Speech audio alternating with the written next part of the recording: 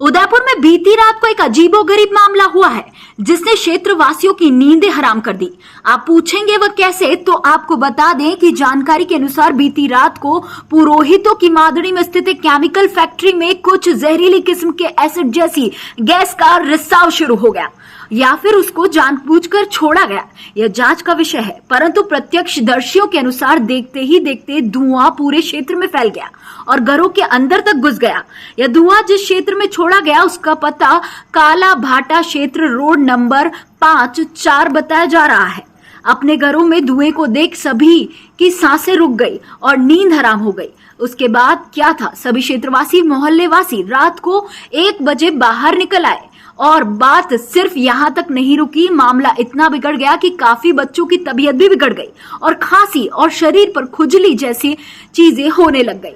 फिर सभी कॉलोनी वासी उस फैक्ट्री में गए और फैक्ट्री मालिक को बोला और पुलिस को सूचित किया गया, जिस पर रात को पुलिस और युवा साथी व पार्षद संजय सुथार के द्वारा मामले की गंभीरता को देखते हुए पूरे मामले में से गैस को रोकने के कवायद शुरू कर दिए गए और रात को 3 बजे पहुंचकर इस दुविधा का निवारण किया गया और काफी मेहनत व मशक्कत के बाद उस गैस को सुबह 5 बजे कंट्रोल में पाया गया था।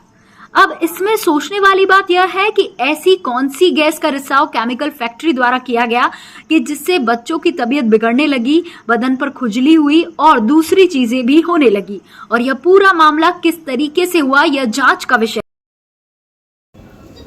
क्या हुआ था रात को? रात को सब हमारे यहाँ पुरोहितान की मादड़ी, मैं यहाँ कालाबटा विकास समिति की ओर से बोल रहा हूँ कि हमारे यहाँ सभी सदस्य और यहाँ हमने रात को ये जैसे ही हमारे यहाँ गैस का बहुत बड़ा ये हुआ, मुंह में गैस आने लगी एकदम और खांसी जुकाम वगैरह ये सब होने लगे। बहुत सारे लोग इसमें उनकी तबीयत भी ख़राब हो गई और पूर्व में हमने शिकायत भी दी। औद्योगिक क्षेत्र पूरा एक टीबी के बारे में यहाँ एक औद्योगिक क्षेत्र की तरफ से मीटिंग रखी गई थी, उसमें हमको भी बुलाया गया तो हम भी गए थे।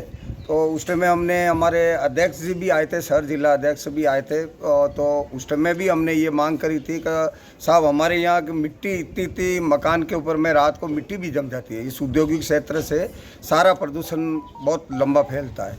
तो इसके विषय में हम कलेक्टर साहब से भी निवेदन करना चाहते हैं कि ये हमारे यहाँ बहुत बड़ा ये एक जहरीली गैस का रात को छोड़ देते हैं औद्योगिक क्षेत्र वाले। तो हमारे सब घरों में आए दिन बच्चे बीमार रहते हैं और हम लोग इतने परेशानी से जूझ रहे हैं जिसकी कोई समस्या हल नहीं हो रही है। ये रात को तो गैस से सिंचाई की रात को समय में अधिकतर मतलब अंधेरा जैसे ही होता है तो इसमें क्या है कि ज़्यादातर गैस छोड़ने की इनकी संभावना होता है। तो किसी को पता भी नहीं लगता कि रात में ये इस तरह का ये वातावरण हो जाता है। जब अचानक लोगों की तबीयत ख़राब होने लगा तब हमें पता लगा। हमने पार्षद साहब से भी, हमारे यहाँ मोहल्ले के बच्चे जिन्होंने यहाँ शिकायत भी किया रात को कि भाई हमारी ये समस्या है, तो हो सकता है उन्होंने नींद में ध्यान नहीं दिया हो। तो लेकिन फिर भी फैक्ट्री के अंदर में जहाँ ये गैस का उठा वहाँ हमारे कुछ लोग गए, पर फिर उन्होंने भी बोला कि भाई ये हाँ ज़रूर उन्होंने, मैंने भी टीवी में इसमें मोबाइल में देखा कि भाई ये इस तरह के सभी बच्चे गए तो उसमें ये कहा कि भाई ऐसा नहीं होना चाहिए और हो गया। तो हो गया तो क्यों हो गया? एक तरफ तो सरकार कहती है कि नहीं भाई हम पर्यावरण इस तरह का हम खराब प्रदूषण नहीं होने देते।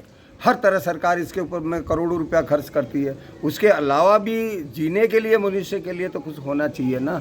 लेकिन सरकार कोई ध्यान देवे इसके लिए बड़े अफसर है, हमारे महोदय जिला कलेक्टर साहब है।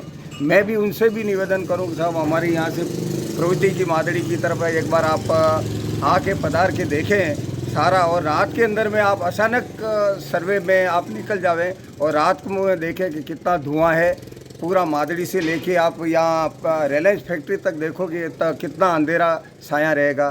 तो मेरा कलेक्टर साहब से भी निवेदन है हाथ जोड़ के कि भाई ये आप सब हमारी मांग है कि इस तरह अगर कोई घटना हो गई और हज़ारों, जैसे भोपाल कांड वाला हुआ, जैसे हज़ारों कोई ऐसा हो गया और उसमें 100-200 लोग इस तरह के घायल हो गए।